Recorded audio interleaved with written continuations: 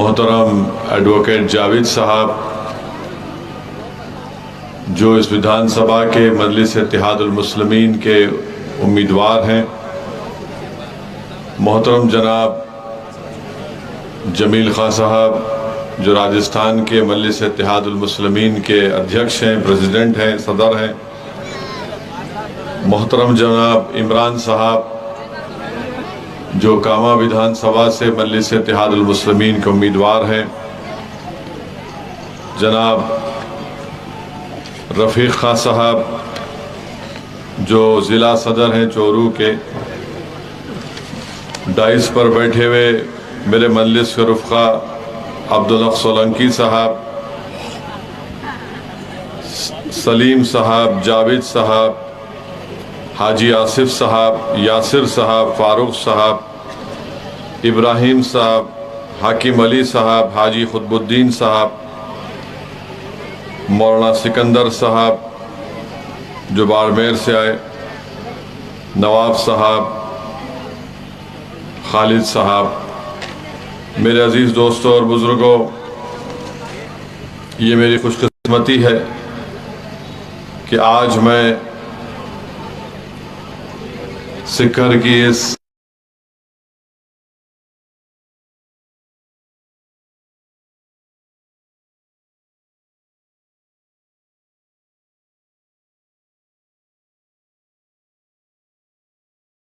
खलंदर खान गौर को, प्रोफेसर मोहम्मद बख्श जहीन को, अब्दुल्ला आज़ाद साहब को, सलीम खान बागवान को, नज़र मोहम्मद पठान को, मिश्री खान ख़ायम खानी को, बहलुल खान पठान को, ये वो लोग हैं जिन्होंने भारत की जंग आज़ादी में हिस्सा लिया था, और ये वो लोग हैं जिन्होंने भारत की आज़ादी के बाद भी भारत सरकार से मुजाहिदीन आज़ादी का पेंशन लेने से भी इन्होंने इनकार कर दिया, और मुल्क की आज़ादी के बाद भी इस मुल्क की खिदमत करते रहे।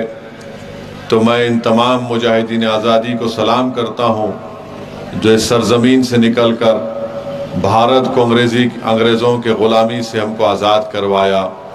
ये और बात है कि इन नामों में कोई नरेंद्र मोदी की पार्टी का नाम वाला नहीं है, क्योंकि बीजेपी ने मुल्क को आज़ाद कराने में या आरएसएस ने या संघ परिवार ने या जनसंघ का कोई रोल नहीं था।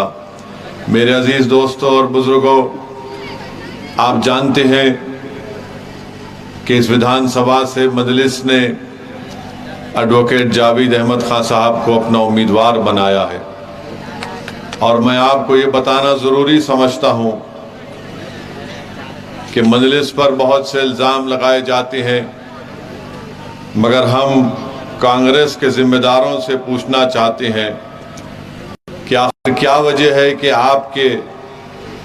आपको सत्ता मिली राजस्थान में, कई बरस आपको सत्ता मिली, और ये भाई बहन को सत्ता मिलती थी। एक तरफ बीजेपी आई तो महारानी मुख्यमंत्री बन जाती, और जब कांग्रेस की आती तो उनके भाई के बन जाते। तो 10 साल में कभी ये रोटी पलटती तो रोटी एक ही घर में पलटती है, कभी इनके पास तो कभी उनके पास। हम इन दोनों से पूछना चाह रहे हैं, भाजपा से, बीजेपी से और कांग्रेस से, कि आखिर क्या बात है कि राजस्थान में सबसे ज़्यादा अगर किसी बच्चों में खून की कमी है तो वह अल्पसंख्यक समाज मुसलमान के 60% बच्चे हैं। इसका जिम्मेदार कौन है? क्या कांग्रेस और बीजेपी ये नहीं देखती है कि 60% बच्चों में खून की कमी एनीमिक है? क्या बीजेपी को और कांग्रेस को नजर नहीं आता कि अल्पसंख्यक समाज के 37% मुसलमान तालीम याफ्ता नहीं है? इसका जिम्मेदार कौन है? इसका जवाब क्यों नहीं देते ये लोग? ये नाइंसाफी की जो दास्तान एक लंबी दास्तान है, मगर इसका जवाब ना कांग्रेस देगी ना बीजेपी देगी। और मुझे यकीन है कि मैं जब ये सवालात उठाता हूं तो इसके बाद से आप सुनेंगे कि कांग्रेस मजलिस और मेरे बारे में क्या कहती है, बीजेपी और मोदी मेरे बारे में क्या कहते हैं। हम ये पूछना चाहते हैं कि राजस्थान में अल्पसंख्यक समाज का, उसकी मिनिस्ट्री का बजट आज से 1.5-2 साल पहले जब मैं राजस्थान को पहली मर्तबा आया था तो मैंने अशोक गहलोत की सरकार से पूछा कि 90 करोड़ अल्पसंख्यक समाज का बजट इतना कम क्यों है। तो मालूम हुआ 1 साल के बाद अशोक गहलोत की सरकार ने उसको 90 करोड़ से बढ़ाकर 250 करोड़ के करीब कर दिया। मगर मेरे भाई, हम इलेक्शन नहीं लड़े तो अशोक गहलोत काम करना शुरू कर दिए। अब आप अंदाजा लगाओ कि अगर जावेद को आप कामयाब करके अपना विधायक बनाकर राजस्थान की विधानसभा में भेजाएंगे तो आपके कितने मसाइल हल होंगे। मगर जब अल्पसंख्यक मिनिस्ट्री के बजट की बात हो रही है तो मैं तेलंगाना प्रदेश से आता हूं, वहां पर मजलिस इत्तेहादुल मुस्लिमीन के सिर्फ 7 एमएलए हैं, विधायक हैं, कोई मंत्री नहीं है। वहां पर अल्पसंख्यक समाज का मिनिस्ट्री का बजट 2200 करोड़ रुपये है, 2200 करोड़ रुपये है। और हर साल आप देखते हैं कि पैसा करीब 1800 से 1700 खर्च होता है। हमने क्या किया, लोग पूछते हैं कि असदुद्दीन ओवैसी सिर्फ भड़काऊ भाषण देता है, ओवैसी सिर्फ जज्बाती तकरीर करता है, ओवैसी वोट तोड़ने का काम करता है। सुन लो, जिस प्रदेश से मैं आता हूं वहां पर मजलिस के मेरी पार्टी के 7 विधायक हैं। हमने मंत्री बनना कबूल नहीं किया। हमने ये हुकूमत से कहा कि जिस जनता ने, जिस अवाम ने हम पर भरोसा करके हमको कामयाब किया, आप उस जनता के लिए काम करो। आज मजलिस इत्तेहादुल मुस्लिमीन की नुमाइंदगी पर तेलंगाना में 1,30,000 मुस्लिम समाज के बच्चे और बच्चियां 6 क्लास से 12वीं क्लास तक, 6 से 12 तक फ्री में पढ़ती हैं गवर्नमेंट के रेजिडेंशियल स्कूल में। बेटियों का स्कूल हॉस्टल अलग, लड़कों का स्कूल और उनका हॉस्टल अलग। 1,30,000 पढ़ रहे हैं अभी, और पिछले 9 साल में 80,000 उसमें पास करके निकल गई हैं। 80,000 यानी 40,000 हमारे बेटे, 40,000 हमारी बेटियां 12th पास करके निकल गई हैं। हमारे एक विधायक के कॉन्स्टिट्यूंसी में एक स्कूल हमने खुलवाया गवर्नमेंट से, आज से 1.5 महीना पहले। वहां के 3 बच्चे मेरे पास आए और आकर मुझसे कहा कि असदुद्दीन ओवैसी, हमने आपने गवर्नमेंट से जो रेजिडेंशियल स्कूल खुलाया, जूनियर कॉलेज जिसको तब्दील किया गया था स्कूल से, हमने यहां से तालीम हासिल की, हमने नीट के एग्जाम में क्वालिफाई हुए और हम गवर्नमेंट के मेडिकल कॉलेज में हमको एडमिशन मिला है एमबीबीएस की डिग्री करने के लिए। वो बच्चे मेरे पास आए, 3 बच्चे आए थे, आकर मुझसे कहा कि हमारी मदद करो, हमको किताबें खरीदना है मेडिसिन की, डॉक्टरी की तालीम के लिए। तो मजलिस ने अपने फंड से उन तीनों बच्चों को 1-1 लाख रुपए चेक लिखकर उनको दिया कि जाओ और अपनी मेडिसिन की तालीम हासिल करो। और हर साल मजलिस के दफ्तर में आकर तुम अपनी किताबों के लिए, तुम्हारी तालीम के जारी रखने के लिए मजलिस तुम्हारी मदद करेगी। और जो लोग मजलिस पर इल्जाम लगाते हैं कि मजलिस फिरका परस्ती करती है, अरे उन 3 बच्चों में एक बच्चा हमारे हिंदू भाई का बेटा भी था। जब वो मेरे पास आया इन बच्चों के साथ तो शर्मा रहा था। मैंने कहा अगर करूंगा तो तीनों को करूंगा। और उस बच्चे ने मुझसे, इन तीनों बच्चों ने कहा कि एक के पिता बंडी पर तरकारी बेचते हैं, एक ऑटो चलाती हैं और एक का कोई मजदूरी करते हैं। ये काम मजलिस करती है। क्या राजस्थान में काम नहीं हो सकता है मेरे भाई? उस जरूर होगा, उस वक्त होगा जब आप मुत्तहिदा तौर पर अपने वोट का इस्तेमाल करेंगे। ये कांग्रेस और बीजेपी कभी भी नहीं चाहेंगे कि आप ताकतवर ताकत बन जाएं। ये कभी नहीं चाहेंगे कामयाब होकर विधानसभा में चले जाएं। ये कभी भी नहीं चाहेंगे कि आप ताकतवर बने, ये कभी भी नहीं चाहेंगे कि आपके बच्चे स्कूलों में जाकर तालीम हासिल करें, ये कभी भी नहीं चाहेंगे कि आपकी औलाद डॉक्टर बने, कलेक्टर बने। ये सिर्फ यही चाहेंगे कि गुर्बत के इस साइकिल में आप अपनी जिंदगी उसी में गुजारते रहें, कस्म पुरसी के आलम में अपनी जिंदगी को आप गुजार दें।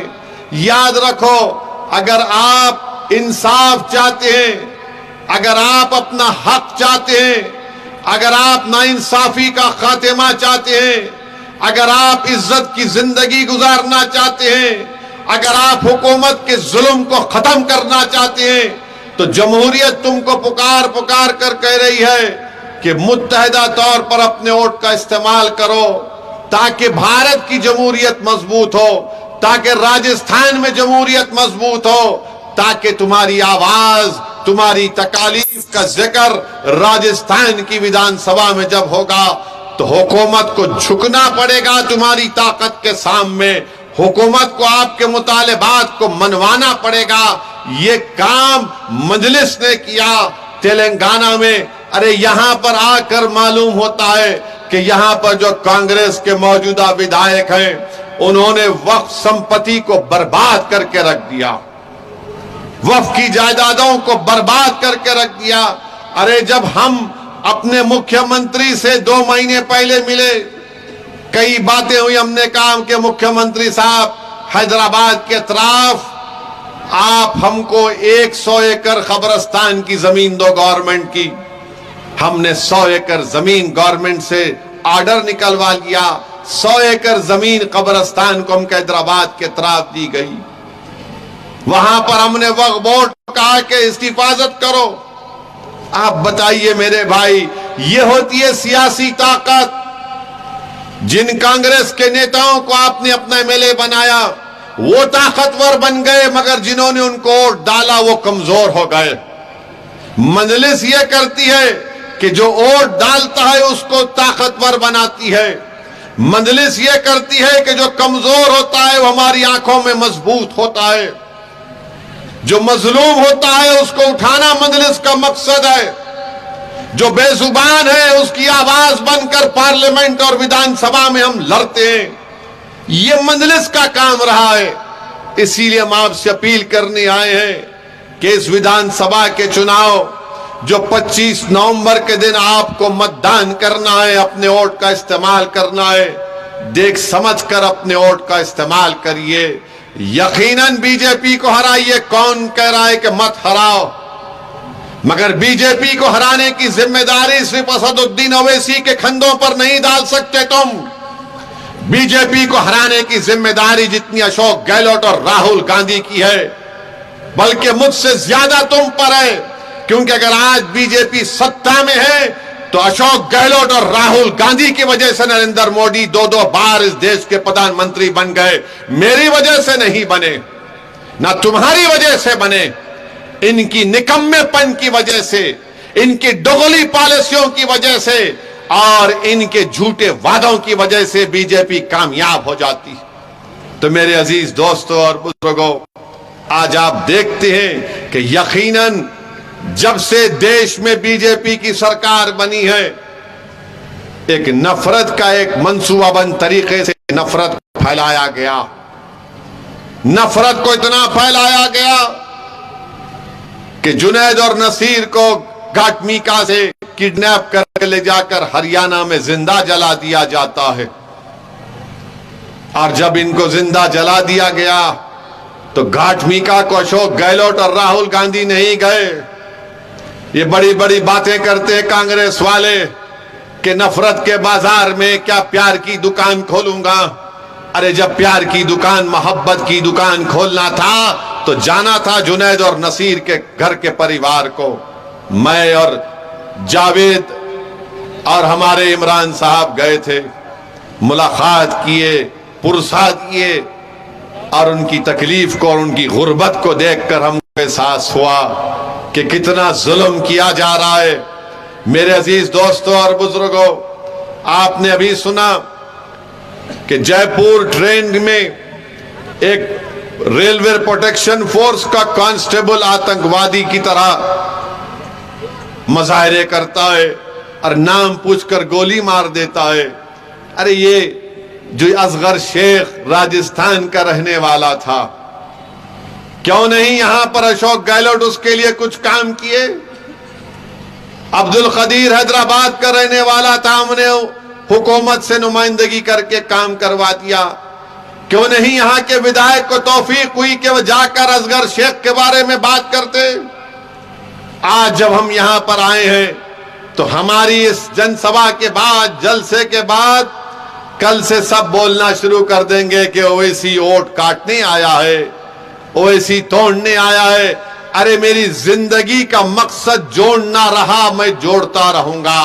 मैं तोड़ने नहीं आया, मैं जोड़ने आया हूं।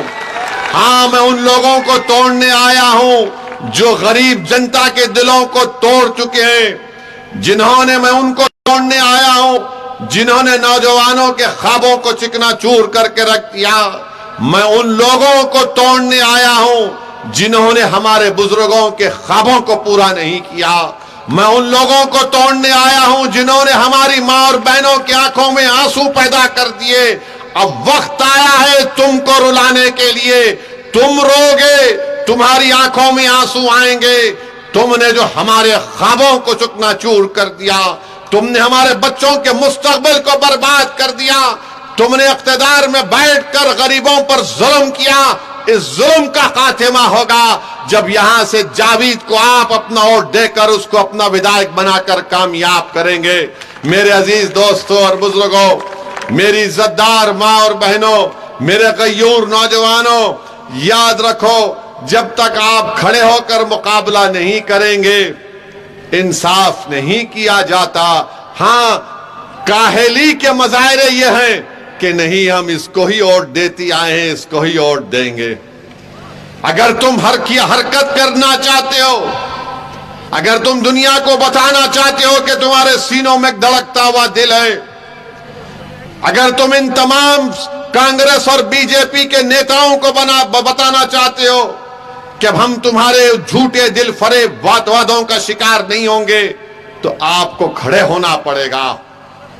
हाँ, आसान काम है कि वोट डाल दो इनको और फिर 5 साल जुल्म सहते रहो, नाइंसाफी सहते रहो। मगर याद रखो, जो लोग ये सोच रहे हैं, ये मर्दानगी के मजाहरे नहीं है, ये बुज़दिली के मजाहरे हैं। मैं बता रहा हूं आपको, मेरे अल्फाज शायद बहुत से लोगों को अच्छा ना लगे, मगर सच्चाई को बयान करना यही मुझे आता है। अगर आज आप इतनी बड़ी तादाद में यहां पर आए हैं, अगर आप यहां पर आए हैं, तो आप कोई गाने का प्रोग्राम सुनने नहीं आए हैं, आप एंटरटेनमेंट के लिए यहां पर नहीं आए हैं। अगर आप आए हैं तो आप ये जानते हैं कि जो दीवाना खड़ा होगा वो सच्चाई को बयान करता है, सच्चाई को बयान करेगा। मैं आपको एक पैगाम दे रहा हूं और पैगाम यही है मेरे अजीज दोस्तों और बुजुर्गों, मेरे गयूर नौजवान साथियों, कि आपने बरसों मुख्तलिफ सियासी पार्टियों को वोट दिया है। कांग्रेस वाले तो मुझे गाली देते हैं, गाली देते रहिए, मुझे कोई फर्क नहीं पड़ता। इनका नेता राहुल गांधी ऐसा है कि जो उसको लिख के दे दिए वही तोते की तरह बोलता है। हैदराबाद तेलंगाना को आकर के MIM आसाम में इलेक्शन लड़ती है। मैं जिंदगी में आसाम में इलेक्शन नहीं लड़ा, मगर राहुल गांधी तुमने कह दिया, अब सोच रहा हूं आसाम जाऊं। आसाम में इलेक्शन लड़ते हैं। राहुल गांधी, ये तो बताओ कि तुम मजलिस को गाली देते हो तो क्या शिवसेना दूध की धुली हुई है?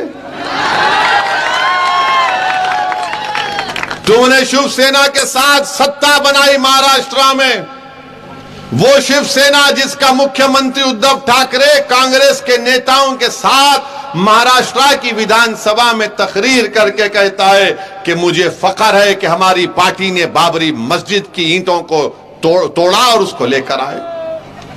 जब तुमको सेकुलरिज्म याद नहीं आया, जब भारत की पार्लियामेंट में 2019 में नरेंद्र मोदी की सरकार ने सबसे गंदा काला कानून यूएपीए जो इंदिरा गांधी के जमाने में कांग्रेस ने बनाया, उसको और गंदा किया तो यही कांग्रेस ने मोदी का साथ दिया था। कौन उसके खिलाफ वोट दिया? सदुद्दीन ओवैसी ने उसके खिलाफ वोट दिया था, इम्तियाज जलील ने उसके खिलाफ वोट दिया था। अरे तुम जेल को नहीं जाते, जेल को मेरा बेटा और भाई जाता है। तुम जेल को कहां जाओगे? तुम्हारे बाल को धूल लग गई तो तुम आसमान को सर पे उठा लेते हो और मुझे जिंदा जला दिया जाता है। तुमको क्या मालूम जेल क्या होती है? तुमको क्या मालूम 4-4, 5 साल जेल में सड़ना? तुमको क्या मालूम? अरे तुम्हारे हाथ से सत्ता चले गई तो तुम रो रहे हो, अरे मेरे बच्चों का मुस्तकबिल बर्बाद हो रहा है जेल में। तुमको उसकी फिक्र नहीं है। सत्ता हमारे हाथ से चले गई, अरे हमारे हाथ से तो सब चीज चला गया। घर किसी का टूटता है तो मेरा टूटता है, तुम्हारा नहीं टूटता। किसी को जेल में डाला जाता नाम पूछकर, या किसी को ट्रेन का कंपार्टमेंट में नाम पूछकर गोली मारी जाती तो मेरे बेटे को मारा जाता। मेरे अजीज दोस्तों और बुजुर्गों, इस नफरत का खात्मा कैसे होगा? इस डर का माहौल कैसे खत्म होगा? और याद रखो, कोई आसमान से उतर कर आने वाला नहीं है, कोई जमीन के नीचे से निकल कर कोई आने वाला नहीं है। आपको हल करना पड़ेगा, ताकतवर बनना पड़ेगा, और उसी वक्त होगा जब आप मुत्तहिद होंगे। मुझे कोई परवाह नहीं कांग्रेस क्या कहती है मेरे बारे में। तुम जितना मुझे गाली दोगे उतना मुझे रात में नींद अच्छी आती, याद रखो कांग्रेस वालों। और तुम्हारे इल्जामात मेरे हौसले को और बढ़ाते हैं, मेरे जज्बे को और बढ़ाते हैं। तुम अगर ये समझ रहे हो कि मुझे कुछ ऐसा बोलेंगे वो बोलेंगे, अरे क्या बोलते बोल लो, क्योंकि मुझे यकीन है कि मेरे मरने के बाद मेरा फैसला मेरा अल्लाह करेगा। वो जानता है सच पर कौन था। मेरे खबर में तुम नहीं आओगे, मेरे अमाल मेरा साथ देंगे, और मुझे यकीन है कि अल्लाह गफूरुर रहीम है। मेरे अजीज दोस्तों और बुजुर्गों, ये बीजेपी के लोग, एक तरफ कांग्रेस हमको कहती है बीजेपी के लोग हैं, दूसरी तरफ बीजेपी के लोग बोलते ये आतंकवादी है, ये देशद्रोही है। ऐसा लगता बाज़ वक्त कांग्रेस और बीजेपी में मेरा हाल ऐसा हो गया कि फंस गई रजिया गुंडों में। मगर मैं आपको बता रहा हूं एक चीज, कभी भी इनको खुश करने की कोशिश मत करो। हमारा मामला है, अरे ऐसा बोल रहे तो इनको खुश कर दो, ये बोल रहे तो उनको खुश कर दो। मेरे भाई, हम किसी को खुश करने के लिए नहीं आए हैं। हम ये देखना चाह रहे हैं कि अगर सबको खुशी मिल रही है तो मेरी आंख में आंसू क्यों है? अगर सब खुश हैं तो फिर मैं खुश क्यों नहीं हूं? अगर सब इत्मीनान की नींद सो रहे हैं तो मेरी मां क्यों रात में करवटें ले रही हैं? ये बात आपको सोचना पड़ेगा, इस बात का फैसला आपको करना पड़ेगा। मेरे अजीज दोस्तों और बुजुर्गों, मजलिस इन्हीं चीजों पर लड़ती है। अच्छा, ये कांग्रेस और बीजेपी एक है, मैं बता रहा हूं आपको, मेरी इस बात का यकीन कर लो। आप बोलेंगे ओवैसी कैसे बोल रहे हो? नई पार्लियामेंट की बिल्डिंग बनी, देखा आपने? उस नई पार्लियामेंट की बिल्डिंग में नरेंद्र मोदी को ये दिल में बैठ गया कि मैं जो भी करूंगा हिस्ट्री बनाऊंगा, तारीख में मेरा नाम होना चाहिए। नई पार्लियामेंट की बिल्डिंग बनी तो नरेंद्र मोदी ने कहा कि महिलाओं को रिजर्वेशन मिलेगा लोकसभा और विधानसभा में, 33% मिलेगा। जब वो बिल पार्लियामेंट में आया तो हमने उठकर कहा कि हम महिला आरक्षण के खिलाफ नहीं है, बस हमारा डिमांड यह है कि इन महिलाओं में ओबीसी महिला क्यों नहीं है, इन महिलाओं के रिजर्वेशन में मुस्लिम महिला क्यों नहीं है? पूरे पार्लियामेंट में सन्नाटा हो गया, ये क्या कह रहा है, नई बात कह दिया इसने। हमने कहा नहीं नहीं, सच्चाई बयान कर रहा हूं। देश के प्रधानमंत्री कहते हैं कि मैं बैकवर्ड क्लास का हूं, तो फिर महिलाओं को क्यों हक नहीं मिलेगा? कांग्रेस बोलती कि ये हमारे हैं, तो हमने कहा जब तुम ये कहते हो कि हम तुम्हारे हैं, तो फिर हमारी महिला MP MLA क्यों नहीं बनेगी? भारत की पार्लियामेंट में अब तक सिर्फ 22 या 23 मुस्लिम महिला MP बनी है। हमने पार्लियामेंट में इस बात को उठाया, हमने पार्लियामेंट को हिलाकर रख दिया। और जब बिल पर वोटिंग हो रही थी, इम्तियाज जलील MP मेरे साथ बैठे थे। स्पीकर साहब ने हमसे कहा, ओम बिरला साहब राजस्थान के कोटा के, ओम बिरला साहब ने कहा कि ओवैसी साहब आप अपना अमेंडमेंट मूव करेंगे? मैंने कहा बिल्कुल सर, मूव करूंगा। मेरा क्या डिमांड था कि मुस्लिम महिलाओं को भी और OBC महिला को भी उसमें हिस्सा मिलना चाहिए। स्पीकर साहब ने कहा मगर आपके पास, आपके साथ कोई नहीं है। मैंने कहा मेरे साथ अल्लाह है सर, मैं सच्चाई के लिए काम कर रहा हूं। हमने बता दिया, 1 घंटा 1.5 घंटा चला वोटिंग। हर बार मैं खड़े होता था कि डिवीजन वोटिंग होना। लोग बोलते थे अरे 400 तुम्हारे खिलाफ वोट पड़ रहे और 2 तुम लोग खड़े होकर वोट डाल रहे हो। तो मैंने कहा यह बताना चाह रहा हूं भारत की जनता को कि कांग्रेस और BJP मिले हुए हैं। इन दोनों से कोई लड़ रहा है तो 2 लड़ रहे हैं इन लोगों से। अब आप इनसे पूछो कांग्रेस वालों से, वो बोलेंगे नहीं ओवैसी महिलाओं के खिलाफ है, मैं महिला के खिलाफ हूं। जितना मैं घर में दबके रहता हूं कोई दबके नहीं रहता। अब जिसके पास कोई नहीं है उन्हें डरते ही नहीं किससे भी। उसमें अकेले एक नहीं है, दूसरे भी है उसमें। मैं नाम नहीं ले रहा हूं किसी का। अब ये जितने लोग यहां पर, जितने लोग मुस्कुरा रहे वो समझ रहे मेरी तकलीफ को, अपनी तकलीफ समझ रहे हैं। यहां क्यों आके बैठे, घर को जाना है, जरा फ्रेश होके जाएंगे। मेरे अजीज दोस्तों और बुजुर्गों, खैर ये लाइटर वेन में मैं कहा हूं, किसी को अपने दिल पे लेने की जरूरत नहीं है, मगर ये सच्चाई को आपके सामने बयान कर रहा हूं।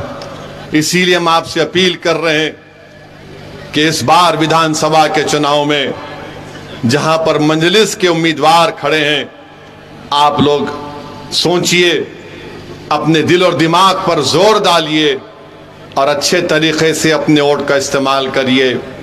मुझे यकीन है कि आप लोग इस जमहूरियत के फेस्टिवल में आप हर आदमी, हर महिला, हर बच्चा जिसको वोट डालने का हक है वो निकल कर वोट डालेगा।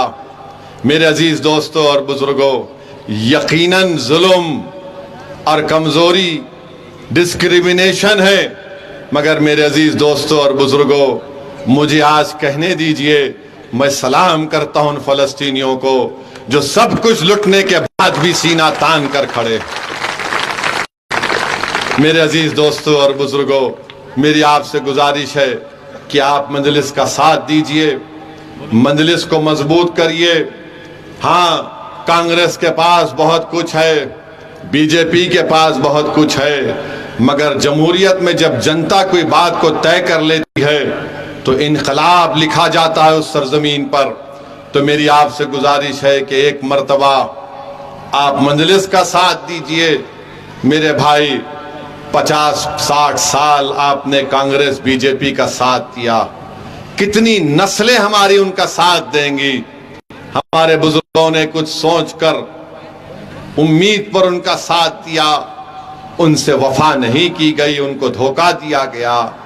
4 नस्लें जा चुकी हैं और आज भी वही दिल फरेब झूठे वादे किए जाती हैं कि इनको हराना है। अरे यकीनन BJP को हराएंगे हम।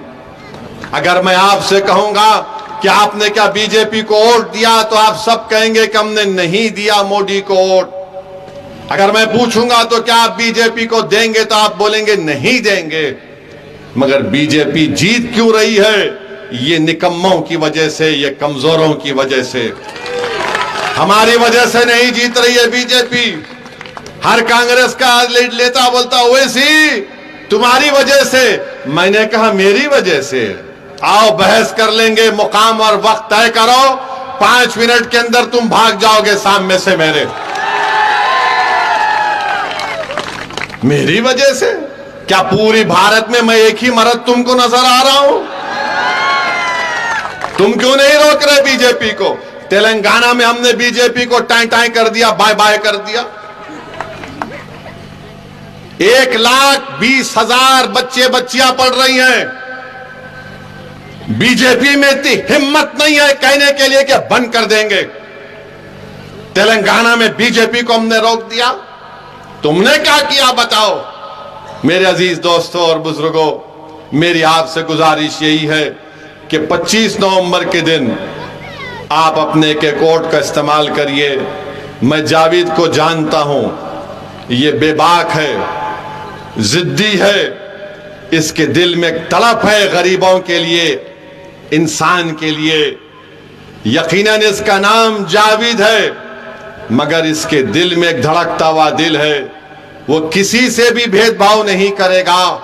अगर आप रात के अंधेरे में, दिन के उजाले में, कड़कड़ाती सर्दी में इसको आवाज देंगे तो मुझे यकीन है कि जावेद दौड़ता हुआ उन गरीबों और मजलूमों की तकलीफ को अपना समझकर आपके दरमियान में खड़ा हो जाएगा।